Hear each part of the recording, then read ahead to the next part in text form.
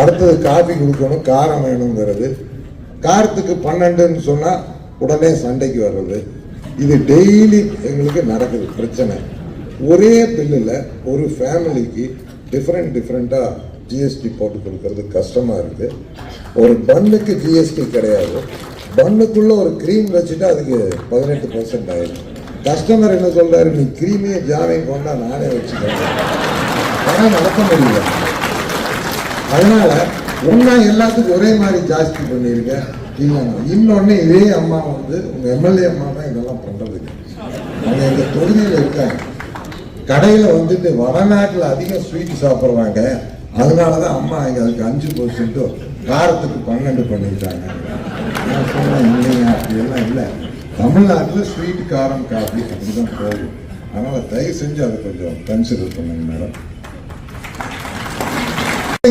India குறை சேர்த்து நீங்கள் ஏற்றி விட்டாலும் சந்தோஷம். ஒரே மாதிரியே பண்ணணும், தனித்தனியாக வைக்காதீங்க. ஏன்னா வீடு ஒரு ஃபேமிலி கம்ப்யூட்டர் தண்டது மேடம். அதுவும் அந்த ஜிஎஸ்டி ஆஃபீஸருக்கு இன்புட் கிரெடிட் எடுக்கிறப்போ ஒரே கிச்சனில் தான் எல்லாம் பண்ணுறாங்க.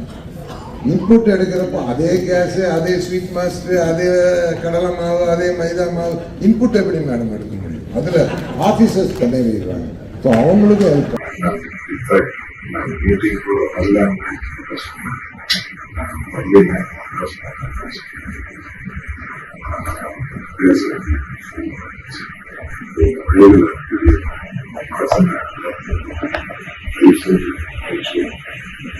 இந்த பார்ட்டியும்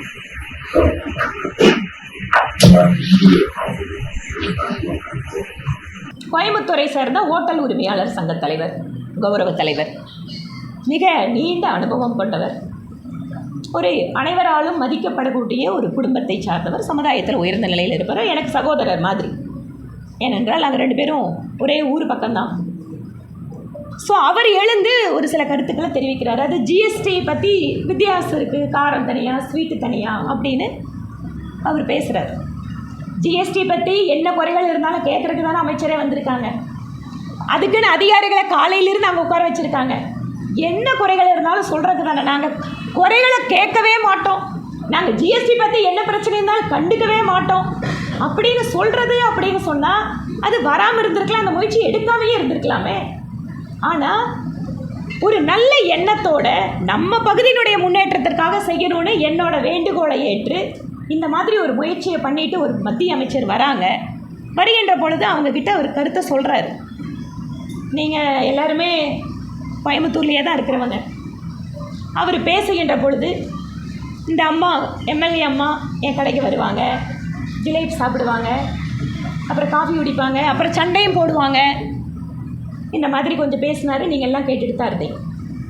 நாங்கள் இமீடியட்டாக அந்த இடத்துல ரியாக்ட் பண்ணலை.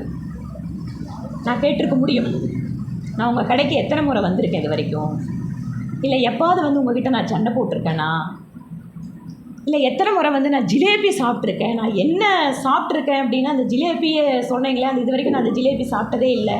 இதெல்லாம் நான் மேடையிலேயே சொல்லியிருக்க முடியும். நான் அதை விரும்பலை. ஏனென்று கேட்டால் அது ஒரு பொது மேடை. அந்த இடத்துல என்னதான் நான் அவரை மதிக்கக்கூடியவளாக இருந்தாலும், என்னதான் எங்களுக்குள்ளே ஒரு நட்பு அப்படிங்கிறது இருந்தாலும், ஒரு எம்எல்ஏ, ஒரு தொழிலதிபர் அப்படிங்கிற ஒரு இது இருந்தால் கூட அந்த இடத்துல நாங்கள் எழுந்து வந்துட்டோம். அதுக்கப்புறம் நான் பேசவே இல்லை இதை பற்றி. அடுத்த நாள் காலை, நேற்று காலையில் 7 மணியிலிருந்து எனக்கு அவர் தொடர்ச்சியாக ஃபோன் செய்கிறார்.